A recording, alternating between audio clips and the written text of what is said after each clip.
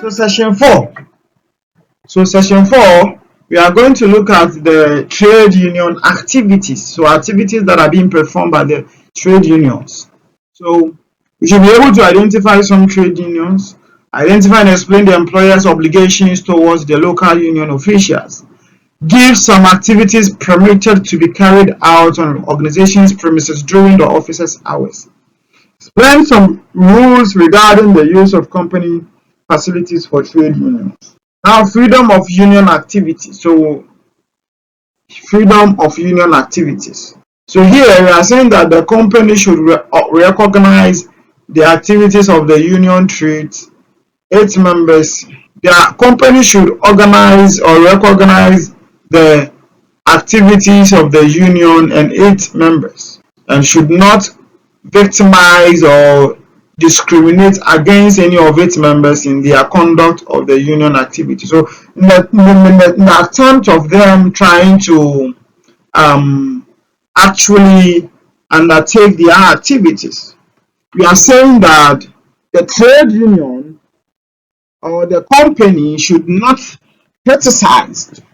They have no right to criticize the activities of the trade union members, because they have the right to be part or to form this trade union, and for whatever reason they are performing their duties. Therefore, the trade union or the company, should not be able to, should not victimize or discriminate against any of its members in the attempt of executing their responsibilities. The Act provides for such recognition and prohibits the employer from what could be unfair labor practices. Now, the branch union official. So outlined below are some of the union activities undertaken which should be recognized or permitted by the employer, though some may not be strictly in law. These activities are usually negotiated and appear in many collective bargaining agreements. So 1. The company should recognize the right of the union to elect branch union, including the executive members and shop stewards. When a full-time branch union representative is relieved of his assignment upon agreement by the union and the employer in consultation with the union should make every reasonable effort to provide suitable employment on his return. So there's no way when the person wants to return, you will say that there's no space for you. As far as they've gone to execute their assignment and they are on full time and they are coming back, the employer is supposed to give them certain employment upon their arrival or return. The union should inform the company of the names, members, and the distribution of executive members and shop steward, and the company should accept them in good faith. Now, union activities that is being undertaken during their working hours. So the activities they actually embark on during their working or execution of their work.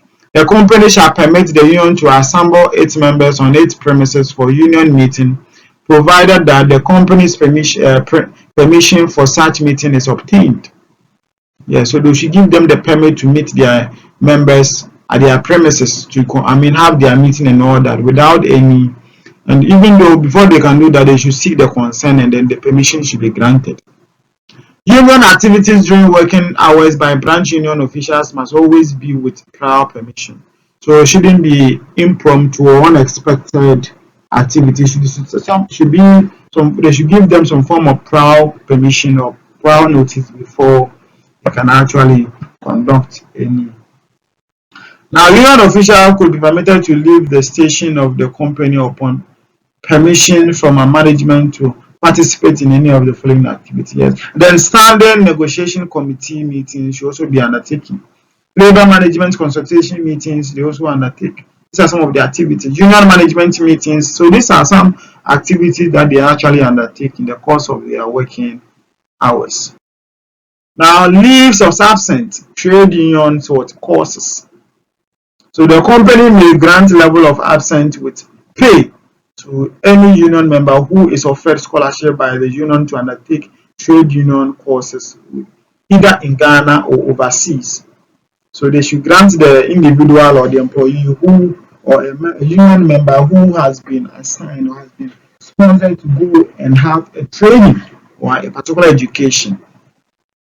Transfer of branch union official. The company should consult with the union in the event it becomes unavoidable to transfer a branch union official from his or her current location. As utilization of company owned facility.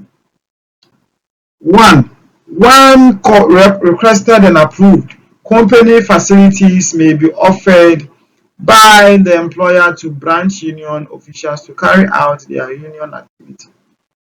Though the request could be part of the agreement, approved to use company's own facility should not be agreed and included in the collective bargaining. Else, any outrageous demand should be provided by the employer.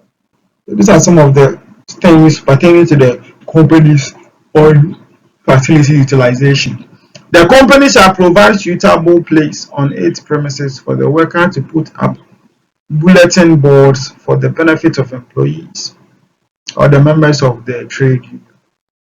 As simple as that. Now the trade union dues and levies. Now the members or every member within the trade union, based on the agreement of the trade union, are supposed to pay some levies or dues. Sometimes every month, some of them they do it quarterly, some of them they do it yearly and all that. And again, employees who are not members of the union are not forced to pay some of these levies or dues. Now, the monthly dues and levies shall be deducted at source from the employee's salary at the end of every month. So sometimes some of them they take it directly from their pay. Some of them too they pay it themselves. So depending on the agreement, but mostly it is being deducted from the employee's salary at the end of every month. Any money so deducted should be paid as directly by the union. Yes, there shouldn't be any case where a money will pass through somebody's personal pocket. So in summary, we have reviewed some pertinent activities of the branches or the branch of local union on the employer's premises, and all that. Now we are saying that the employee's right to work under satisfactory, safe, and healthy condition directly relate to the third duty of the employer. True or false? So is it true or false? So it's our duty to be able to answer some of these tests.